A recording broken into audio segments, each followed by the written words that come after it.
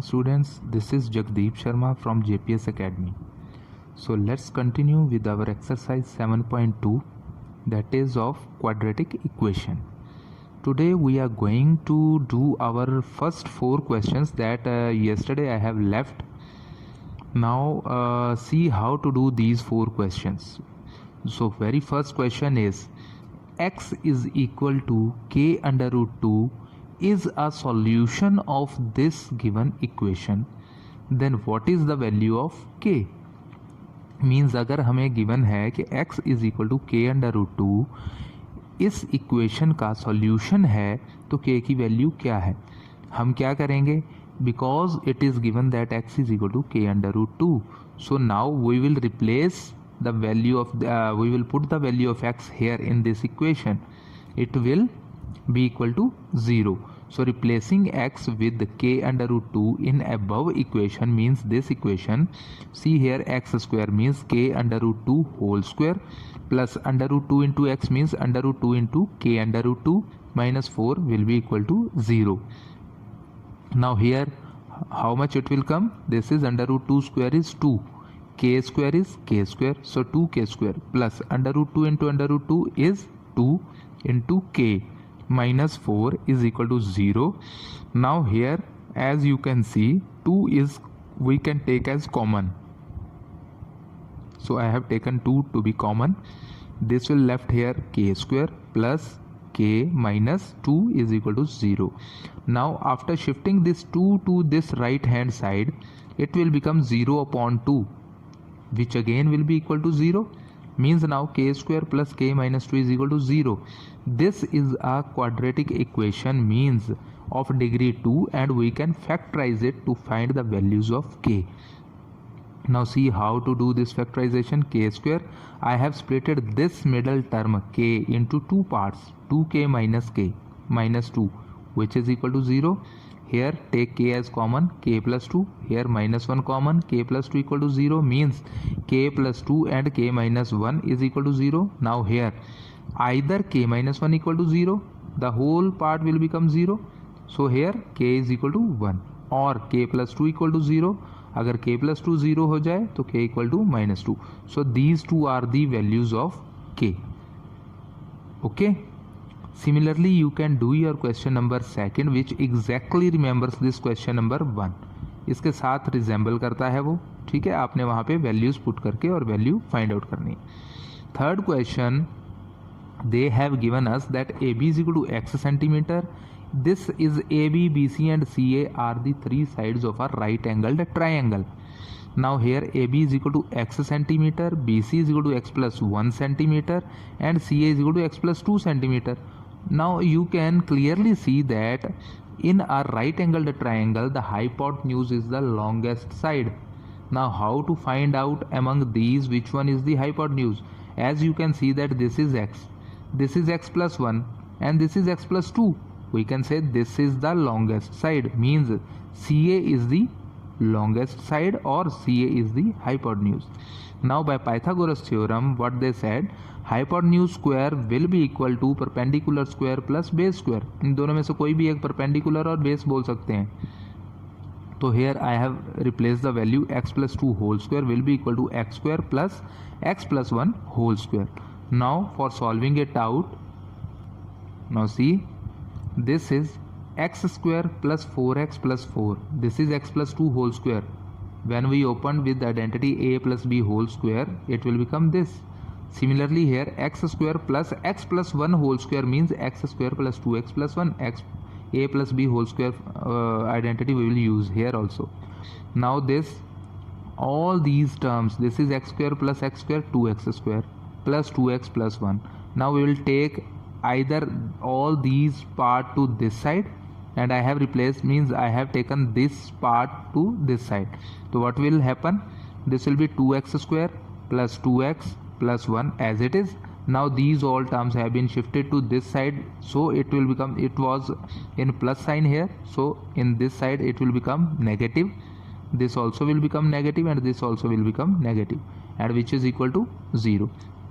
After solving this will come equal to this, x square minus 2x minus 3 equal to 0, and after factorizing we will get these two factors. So either x plus 1 will be equal to 0 or x equal to minus 1, or x minus 3 equal to 0 means x equal to 3. These two are the values of x. Okay, now fourth question is they have given us two roots of a equation. दो root हैं हमारे पास में given, root बोल दिया जाए, चाहे उसको values बोल दिया जाए, चाहे उसको जीरोस बोल दिया जाए, ठीक है, सब एक ही मीनिंग है सभी का। तो उन्होंने बोला कि एक रूट हमारा 1/2 है, एक 3/2 है, तो हमें एक क्वाड्रेटिक इक्वेशन बनानी है जिसके ये दोनों रूट हैं। तो बिल्कुल ईजी सा पार्ट है ये। हमारी जब भी क्वाड्रेटिक इक्वेशन बनानी है आपने ये फॉर्मूला लर्न कर लेना है, k times x square minus s x plus p. What is s here and what is p? x तो हमारा वेरिएबल है, तो s और p क्या है और k क्या है? k तो हमारा एक कांस्टेंट है, it can take any value. Okay, अब बात करते हैं s। तो s is sum of roots. Roots कौन से थे? दिस एंड दिस, तो इन दोनों का sum. I have taken sum alpha plus beta because I have assumed to be beta and this to be alpha. तो alpha plus beta is the sum of roots, means 1/2 plus 3/2 will become 4/2 will become 2, and p product of roots, इन दोनों roots का product, that is alpha into beta means 1/2 into 3/2 will become 3/4. So this is our sum of roots and this is our product of roots. We can replace these two values here in this equation, will become k times x square। देखो minus s x, S की value है 2 तो minus 2x, okay, plus p, p is 3/4 तो 3/4। this is our quadratic equation that is required to be solved out. Okay, now come on to our 18th question and that is x plus 3 upon x plus 2 is equal to 3x minus 7 upon 2x minus 3। देखिए इससे पहले जो parts हैं हमारे question number 5th to 17th, I have told you to do some parts by yourself and some of the parts I have solved for you and I have provided you yesterday. Okay, जो part हम कर चुके हैं 5 to 17th question में, और आप लोगों ने बाकी के पार्ट्स खुद से करने थे। अगर कोई डाउट है you can share with me. Okay, so I will provide you the solutions for those. और उसके नेक्स्ट जो पार्ट है हमारे 18th में, अब देखिए डिफ़िकल्टी लेवल क्या है। हमारे पास में इस तरह से क्वेश्चंस दिए हैं लेकिन ये भी कुछ डिफ़िकल्ट नहीं है। हम क्या करेंगे, क्रॉस मल्टीप्लाई करेंगे इसको, तो ये 2x minus 3 इस तरफ आ जाएगा। I have put all these in brackets, ठीक है, this is very much required as without brackets the question will become wrong. ठीक है, तो हमें ये ब्रैकेट्स में लेना है। ये पूरा का पूरा हमारा एक पार्ट एज्यूम होता है क्योंकि ये पूरा इधर जाएगा तो ये इन दोनों से मल्टीप्लाई होगा। ठीक है, this is x plus 3 into 2x minus 3 and similarly 3x minus 7 into x plus 2। अब इसको हम ओपन करेंगे ब्रैकेट्स को, तो पहले ये x 2x से मल्टीप्लाई होगा, x माइनस 3 से होगा, देन 3 2x से होगा, 3 माइनस 3 से होगा। Similarly to this side also, this is x into 2x 2x square, x into minus 3 minus 3x, 3 into 2x 6x, 3 into minus 3 minus 9। Similarly here 3x into x 3x square, 3x into 2 6x, minus 7 into x minus 7x and minus 7 into 2 minus 14। अभी हम ये सारी की सारी values को इस तरफ ले जाएंगे, तो this will become 2x square, ये देखिए minus 3x plus 6x is plus 3x and this is minus 9।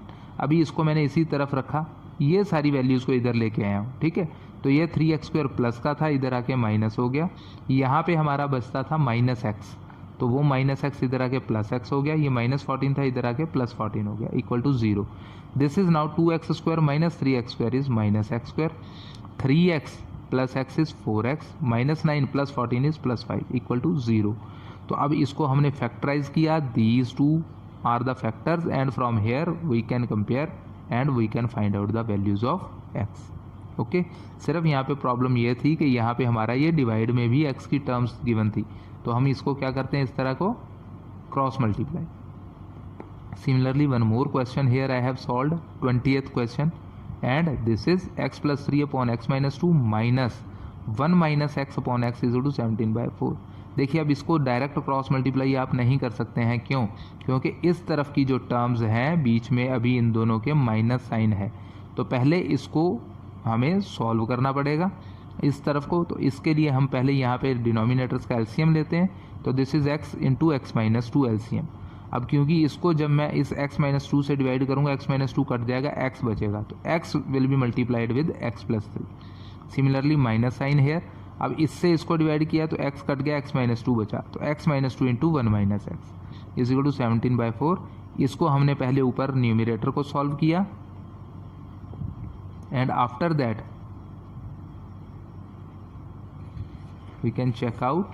See, now this is only one division is there. ठीक है ना, numerator by denominator, p by Q की form आ गई हमारे पास यहाँ पे, इसको कैंसिल किया तो दिस इज इक्वल टू 17/4. अब हम इसको क्रॉस मल्टीप्लाई कर सकते हैं, तो आई हैव डन इट.